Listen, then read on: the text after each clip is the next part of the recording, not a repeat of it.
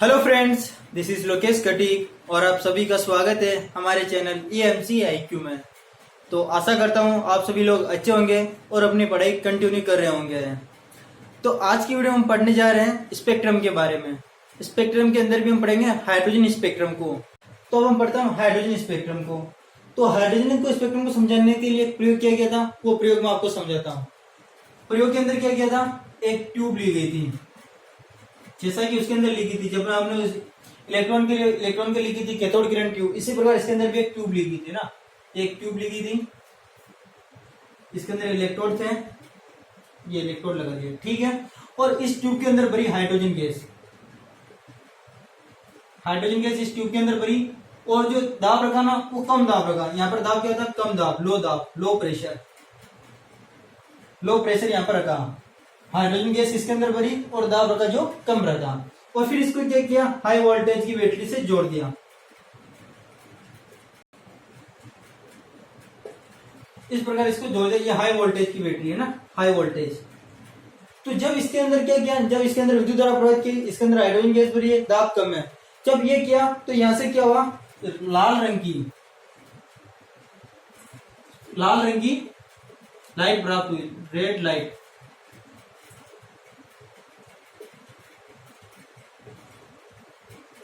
यहां से हमें क्या प्राप्त हुई, रेड लाइट प्राप्त हुई। जब इस रेड लाइट को क्या किया, किसी प्रिज्म में से गुजारा, ये रेड लाइट, फॉर एग्जांपल ये आपको रेड लाइट प्राप्त हुई, रेड लाइट ही प्राप्त हुई, एग्जांपल से क्या रेड लाइट प्राप्त हुई। और जब इसको क्या किया, प्रिज्म में से गुजारा, तो इसका जो हमें स्पेक्ट्रम प्राप्त हुआ ना, वो इस तरह से प्राप्त हुआ। जो इसका स्पेक्ट्रम प्राप्त हुआ पर्दे पर, वो इस तरह से प्राप्त हुआ। यहाँ पर बहुत सारी रेखाएं आई, फिर खालिस्तान आया, फिर वापस बहुत सारी रेखाएं आई, खालिस्तान आया, ये बहुत सारी रेखाएं एक साथ में, फिर बहुत सारी रेखाएं बढ़ा दी, फिर खालिस्तान आया, फिर रेखाएं आई, फिर रेखाएं आई, और फिर खालिस्तान आया। यहाँ पर रेखा खालिस्तान, रेखा खालिस्तान, रेखाएं खालिस्तान, रेखाएं, इस प्रकार। तो ये कैसा स्पेक्ट्रम है, ये रेखीय स्पेक्ट्रम है। जिसके अंदर में रेखा बनती है उसे रेखीय स्पेक्ट्रम कहते हैं।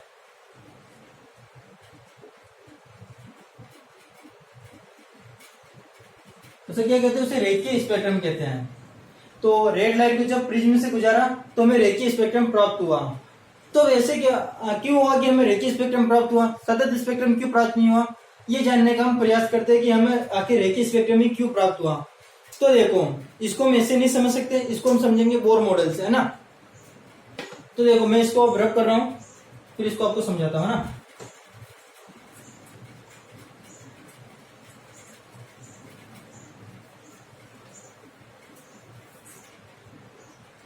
तो हमें क्या प्राप्त हुई, रेड लाइट प्राप्त हुई, रेड लाइट को प्रिज्म से गुजारा तो हमें रेखीय स्पेक्ट्रम प्राप्त हुआ। अब हम उसका रीजन जानते हैं कि हमें क्यों प्राप्त हुई ना।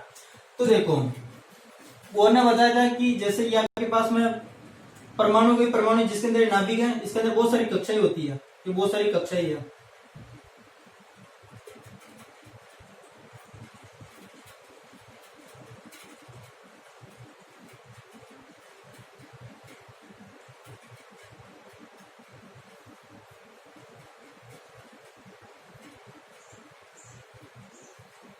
इस तरह से कोई परमाणु है जिसके अंदर बहुत सारी कक्षाएं, N1 N2 N3 N4 N5, इस तरह बहुत सारी कक्षाएं, अनंत कक्षाएं होती है ना, इस तरह से। और जब इसमें हाई वोल्टेज लगाया हमने, ये हाई वोल्टेज, ये इसके अंदर हाई वोल्टेज, जब इसके अंदर हाई वोल्टेज लगाया, और ये किसके लिए करें हम, हाइड्रोजन परमाणु के लिए। हाइड्रोजन परमाणु के अंदर इलेक्ट्रॉन कितना होता है, एक इलेक्ट्रॉन होता है। माना कि वो एक इलेक्ट्रॉन यहाँ पर है, वो इलेक्ट्रॉन यहाँ पर है ना, N1 कक्षक में वो एक इलेक्ट्रॉन उपस्थित है। जब इस पर हमने हाई वोल्टेज लगाया तो हाइड्रोजन परमाणु को ऊर्जा प्राप्त हुई। ऊर्जा कौन अवशोषित करता है, इलेक्ट्रॉन ऊर्जा अवशोषित कर हो सकता है कि वो इसमें यहाँ पर आ जाए, हो सकता है वो यहाँ वाले इस कक्षक में आ जाए, हो सकता है वो इस कक्ष में आ जाए, या हो सकता है इसमें, या हो सकता है ऐसे इनफाइनाइट होते हैं तो किसी में भी जा सकता है, ठीक है। इलेक्ट्रॉन ने ऊर्जा ग्रहण की और उत्तेजित होकर उच्च ऊर्जा स्तर में चला गया। निम्न ऊर्जा स्तर है, बल्कि ये निम्न ऊर्जा स्तर उच्च ऊर्जा स्तर है ना, तो निम्न ऊर्जा स्तर से उच्च ऊर्जा स्तर में चला गया। हमको पता है वो वहां पर कितनी देर रुकता है, 10⁻⁻⁸ सेकंड रुककर पुनः वो नीचे आता है। फॉर एग्जांपल वो यहाँ पर था, यहाँ से उत्तेजित होकर यहाँ वाले इस कक्ष में चला गया, तो यहाँ पर 10⁻⁻⁸ सेकंड रुका और पुनः क्या किया, इस वहां पर यहाँ पर आ गया। हो सकता है कि ये दूसरे इसमें से यहाँ पर आया हो, या हो सकता है कि ये यहाँ से इसके अंदर आया हो, या ये तो इसी के अंदर है। तो इस प्रकार क्या हो सकता है, मतलब यहाँ पर अगर बात करें तो n इजिकल टू 1, ये n इजिकल टू 1, ये 2, ये 3, ये 4 और ये 5 है। तो इस तरह से ये हो सकता है कि यहाँ से भी इसके अंदर आया हो। तो जो n1 के अंदर जो इलेक्ट्रॉन था, n1 के अंदर कक्ष के अंदर जो इलेक्ट्रॉन था वो हो सकता है 5 के अंदर चला गया, 4 के अंदर, 3 के अंदर, 2 के अंदर चला गया हो, 10 की घात 8 सेकंड वहां पर रुका और पुनः वहां पर आ गया। तो जब ये ऐसा आया, इस तरह से आया, और यहाँ से हमें क्या प्राप्त हुई, जब एनर्जी रिलीज करता है तो विकिरण के रूप में ऊर्जा प्राप्त होती है, और इसी के गण में स्पेक्ट्रम प्राप्त हुआ। जो कैसा प्राप्त हुआ, फॉर एग्जाम्पल देखो, ये हमें स्पेक्ट्रम प्राप्त हुआ। हम अभी n1 के लिए बात करें तो n1 के लिए क्या कर सकते हैं, हो सकता है 5 से आया हो तो 1 ही है, या हो सकता है कि वो 4 से आया हो तो ये रेखा प्राप्त हुई, हो सकता है कि वो 2 से आया हो या 3 से आया तो ये रेखा प्राप्त हुई। ठीक है, पर एक ही स्पेक्ट्रम प्राप्त हुआ। जब इलेक्ट्रॉन किसके अंदर हो, जब इलेक्ट्रॉन n1 के अंदर हो तो हमें ये स्पेक्ट्रम प्राप्त हुआ, ये वाला। हो सकता है कि इलेक्ट्रॉन यहाँ पर n1 के अंदर ना होकर n2 के अंदर हो। अब की बार इलेक्ट्रॉन n2 के अंदर हो, तो इलेक्ट्रॉन n2 के अंदर हो और जब इसको ऊर्जा मिलेगी उच्च ऊर्जा स्तर में जाएगा, उच्च ऊर्जा स्तर में 10 की घात -8 सेकंड रहेगा और पुनः अपनी प्रारंभिक अवस्था में आएगा। तो ये हो सकता है यहाँ से इसके अंदर आया हो सकता है यहाँ से या यहाँ से। तो ये n2 है, तो n2 के लिए हमें क्या प्राप्त हुई, ऐसी प्रकार की रेखा ही प्राप्त हुई, इनफाइनाइट से वापस आता है। तो इस प्रकार से अब की बार हो सकता है कि n2 के अंदर इलेक्ट्रॉन ना होकर किसके अंदर हो, n3 के अंदर इलेक्ट्रॉन, यहाँ पर इलेक्ट्रॉन हो, तो यहाँ से इसके अंदर आ सकता है, यहाँ से, और इसी प्रकार बहुत सारी कक्षाएं होगी जिससे आ सकता है। तो इस प्रकार हमें स्पेक्ट्रम प्राप्त होता है, ये हमें रेखीय स्पेक्ट्रम प्राप्त होगा। क्योंकि देखो यहाँ पर खाली स्थान किसका है, ये खाली स्थान ये वाला है, इनके बीच का खाली स्थान, ये खाली स्थान है, तो ये खाली स्थान ये रहा, और इनका जो स्पेक्ट्रम प्राप्त हो रहा वो ये है। ठीक है, ये स्पेक्ट्रम है, तो इनको ये रेखीय स्पेक्ट्रम बोलते हैं, क्योंकि रेखा के रूप में प्राप्त हो रहा है, इसलिए इनको हम रेखीय स्पेक्ट्रम बोलते हैं। अब आपको पता है कि जब ये निम्न ऊर्जा से उच्च ऊर्जा में जाते हैं, वहां पर 10 की घात -8 सेकंड रहते हैं, और पुनः क्या करते हैं, निम्न स्तर में आते हैं तो ऊर्जा का उत्सर्जन करते हैं। ये ऊर्जा का उत्सर्जन करते हैं, तो जो ये सारे मिलकर करते हैं तो हमें इनकी क्या होती है, इनकी एक सीरीज प्राप्त होती है जिसे हम लाइमन श्रेणी कहते हैं। लाइमन श्रेणी, लाइमन सीरीज बोलते हैं, लाइमन श्रेणी। जब क्या होता है कि इलेक्ट्रॉन किसके अंदर आए, n1 के अंदर आए, n1 के अंदर आए तो इसे लाइमन श्रेणी। जब इलेक्ट्रॉन दूसरे के अंदर आए तो इसे बामर श्रेणी, जब तीसरे के अंदर आए तो इसे पाशन श्रेणी।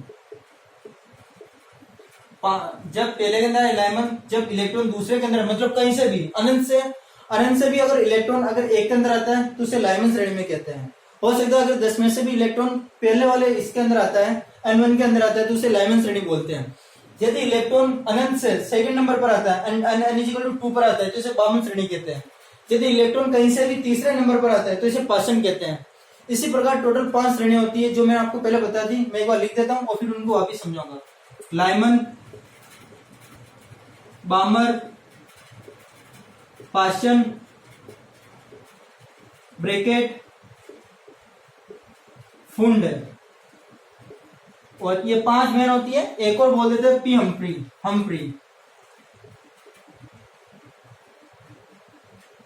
हम्फ्री। ये छठी एक्स्ट्रा है, बाकी मेन होती है जो 5 होती है, कोर्स के अंदर ये 5 ही है। तो मैं अब इनको क्या करता है कि यहाँ से आपको सही समझ में नहीं आया होगा, मैं एक ग्राफ बना रहा हूं, उससे आपको अच्छी तरह समझ में आ जाएगा, है ना। तो इसका आप ग्राफ बनाते हैं। तो अब मैं क्या हाइड्रोजन स्पेक्ट्रम का जो ग्राफ बनाने जा रहा हूं, आप भी वैसे वैसे बनाना, तो आपको अच्छे से समझ में आ जाएगा। देखो क्या होता है, कैसे ग्राफ बनता है वो आपको मैं बताता हूँ। जैसे आपने देखा कि उसके अंदर बहुत सारे कक्ष होते हैं, n1, n2, n3, n4, तो आपको इसी तरह बनाना है। जैसे जो देखो,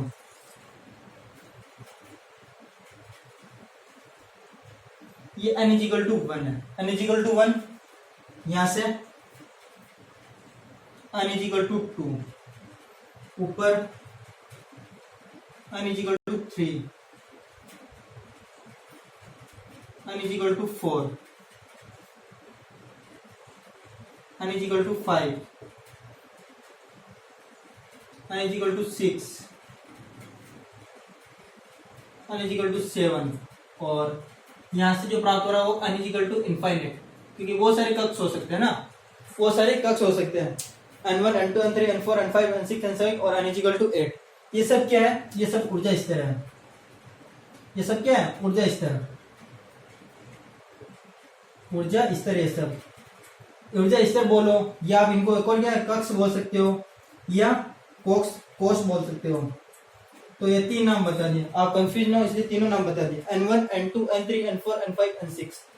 अब देखो क्या हुआ कि N1 के अंदर इलेक्ट्रॉन है, N1 के अंदर इलेक्ट्रॉन है। जब हम इसे हाई वोल्टेज देते हैं, मतलब इसे विद्युत चुंबकीय क्षेत्र में रखते हैं, तो ये इलेक्ट्रॉन ऊर्जा ग्रहण करके कहाँ जा सकता है, N2 के अंदर जा सकता है, N3 के अंदर जा सकता है, 4 के अंदर, 5 के अंदर, 6 के अंदर, 7 के अंदर, ये इनफाइनाइट। और जैसे इनफाइनाइट का मतलब क्या, 8, 9, 10, 11, 12, 13 ऐसे ऊपर है ना, कौन से में भी जा सकता है, कौन से में भी जा सकता है, इनफाइनाइट वाले तक कौन से में भी जा सकता है। तो हमने माना कि ये ऊर्जा ग्रहण करके कहां पर चला गया, इनफाइनाइट चला गया, इनफाइनाइट में चला गया। तो वहां पर थोड़ी देर रुकेगा, 10⁻60 सेकंड रखकर ये वापस नीचे आता है। तो माना कि वो अगर ऊर्जा ग्रहण करके यहाँ पर गया और यहाँ से पुनः क्या आता है, नीचे आता है। हो सकता है वो 7 से आए, हो सकता है वो 6 से आए, हो सकता है वो 5 से आए, हो सकता है 4 से, हो सकता है 3 से या 2 से। तो वो इनफाइनाइट से या 7 से 8 से किस में आएगा, अगर N1 से इलेक्ट्रॉन उत्तेजित होकर कहीं पर भी गया है तो 10⁻60 सेकंड रहकर पुनः वो N1 के अंदर आ जाता है। जब ये आता है तो ये क्या करता है, विकर्ण उत्सर्जित करता है, विकर्ण उत्सर्जित करता है। तो ये विकर्ण उत्सर्जित करता है, ये मतलब देखो एक श्रेणी प्राप्त हो रही है, और ये विकर्ण जो प्राप्त हो रही है इसको हम कहते हैं लाइमन श्रेणी, लाइमन श्रेणी, लाइमन श्रेणी, लाइमन श्रेणी। और लाइमन श्रेणी के अंदर जो विकर्ण होती है उसे बोलते हैं पराबैंगनी विकर्ण, पराबैंगनी विकर्ण, पराबैंगनी विकिरण। हमें पहले कौन सी श्रेणी प्राप्त हुई, लाइमन श्रेणी, जिसे इसके अंदर किरण कौन सी होती है, पराबैंगनी किरण होती है। अब माना कि हमारा जो इलेक्ट्रॉन है वो N2 के अंदर है, इलेक्ट्रॉन किसके अंदर, N2 के अंदर है, इसको एनर्जी मिली, ये उत्तेजित हुआ और उच्च ऊर्जा स्तर में चला गया, और वहां पर 10⁻8 सेकंड रुकेगा, पुनः नीचे आएगा। तो देखो ये इनफाइनाइट से आया, हो सकता है ये 7 से आए, हो सकता है ये 4 से, 5 से, 5 से, 4 से, और ये 3 से। यस, इस तरह से कहीं मतलब 2 से छोड़कर ये कैसे भी आ सकता है, 1 से तो आ नहीं सकता है, 2 से ऊपर ही जाएगा। ठीक है, तो ये भी क्या करता है, विकर्ण उत्सर्जित करता है, विकर्ण उत्सर्जित करता है। तो इसके कारण जो हमें सीरीज प्राप्त होती है, जो श्रेणी प्राप्त होती है उसे हम बोलते हैं बामर श्रेणी, बामर श्रेणी। क्या बोलते हैं उसे, बामर श्रेणी, बामर श्रेणी। और इसके अंदर जो किरण होती है उसे बोलते हैं दृश्य किरण, इसे हम क्या बोलते हैं, दृश्य किरण। जो भी आप चीजें देखते हो उसके अंदर यही होता है कि इलेक्ट्रॉन क्या करता है, दूसरे N=2 से उच्च ऊर्जा में जाता है, उच्च ऊर्जा स्तर में जाता है, और पुनः वापस कहां पर आता है, N2 के अंदर आता है। तो हमें दृश्य किरणें प्राप्त होती है, जिसके कारण हम उनको देख पाते हैं। ठीक है, ये हो गया। अब हो सकता है कि इलेक्ट्रॉन N2 के अंदर नहीं, N3 के अंदर है, तो ये इलेक्ट्रॉन यहां से आ सकता है, इसके अंदर यहां से। अब तो आप समझ ही हो गया ना, ये इस तरह से। तो जब यहां से आता है तो ये हमें जो विकिरणें प्राप्त होती है इस तरह से, तो ये जो हमें श्रेणी प्राप्त होती है उसको बोलते हैं पाशन, पाशन श्रेणी। और ये किरणें प्राप्त होती है, वो किरणें में प्राप्त होती है अवरक्त किरणें, अवरक्त किरणें।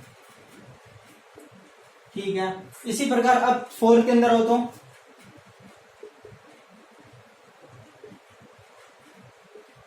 4 के अंदर तो इस प्रकार में प्राप्त होती है। इसको बोलते हैं, इस श्रेणी को जो हम बोलते हैं इसको बोलते हैं लाइमन बामर पाशन ब्रैकेट,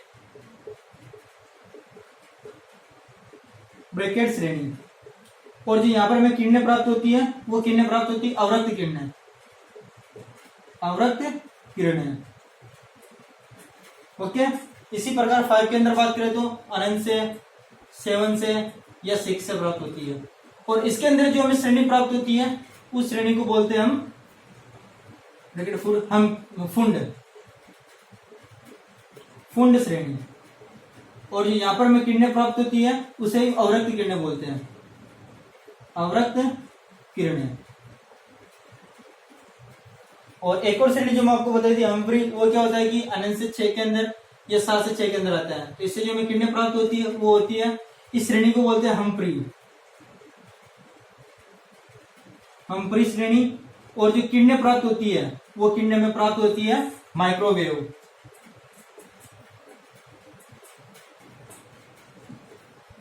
माइक्रोवेव। तो ये जो हमने वो पीछे समझा था डायग्राम से परमाणु बनाकर, वो इसका ये एक ग्राफ है। हमने क्या किया, N1 N2 N3 N4 infinite तक ऐसे खींची, जिसके अंदर इलेक्ट्रॉन अगर एक के अंदर है तो ये ऊर्जा ग्रहण करके उच्च ऊर्जा स्तर में चला जाता है, वापस एनर्जी रिलीज करके अपने पहले वाले N1 के अंदर आ जाता है। तो इसके कारण जो हमें श्रेणी प्राप्त होती है, जो श्रेणी प्राप्त होती है उसे लाइमन श्रेणी कहते हैं, और इसके अंदर पराबैंगनी किरणें होती है। तो इस प्रकार हमें 6 श्रेणियां लाइमन, बामर, पाशन, ब्रैकेट फूड और हम्फ्री श्रेणी प्राप्त होती है। तो आई होप आपको ये समझ में आ गया होगा, है ना। तो चलिए मैं इसको आप एक टेबल बना रहा हूँ, उसको आप देख लेना, जिसके अंदर मैंने तरंग दैर्ध्य भी लिखी है कि इन किरणों की तरंग दैर्ध्य कितनी होती है। ओके, तो ये मैंने यहाँ पर जो हमने पिछला प्रयोग किया था हाइड्रोजन स्पेक्ट्रम का, उसको लिख दिया है कि हमें लाइमन श्रेणी, बामर, पाशन, ब्रैकेट फूड ये श्रेणी प्राप्त होती है। अब इनका मतलब होता है कि इलेक्ट्रॉन किसके अंदर होता है। जैसे लाइमन के अंदर बात करें तो लाइमन के अंदर इलेक्ट्रॉन 1 के अंदर होता है, बामर के अंदर 2 में होता है, पाशन में 3 में, ब्रैकेट में 4 में और फुंड में 5 में इलेक्ट्रॉन होता है।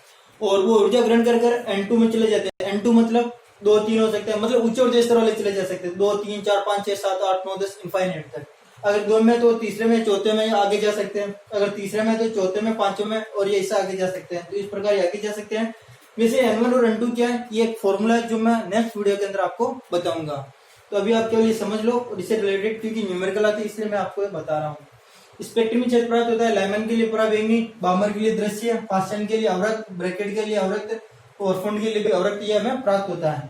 और अगर इनकी तरंग दैर्ध्य की बात करें, तो पराबैंगनी की जो तरंग दैर्ध्य होती है वो 4000 एंगस्ट्रॉम से कम होती है। 4000 एंगस्ट्रॉम से कम तो पराबैंगनी। दृश्य की बात करें तो 4000 से 7000 एंगस्ट्रॉम होती है पराबैंगनी की तरंग दैर्ध्य, और अवरक्त की होती है 7000 एंगस्ट्रॉम से ज्यादा। तो यह टेबल है, ये भी आपके लिए बहुत ज्यादा हेल्पफुल है, और हम इसका उपयोग करेंगे कहीं ना कहीं, जो मैं आपको नेक्स्ट वीडियो में बताऊंगा। तो ये वीडियो हम यहाँ पर ही समाप्त करते हैं। आपको ये वीडियो अगर नहीं समझ में आई तो आप वापस देखो, 1-2 बार देखो तो आपको समझ में आ जाएगी। और इसके साथ ही आप आपके पास में बुक्स रखो जिससे आपको और अच्छी तरह समझ में आ सके, है ना।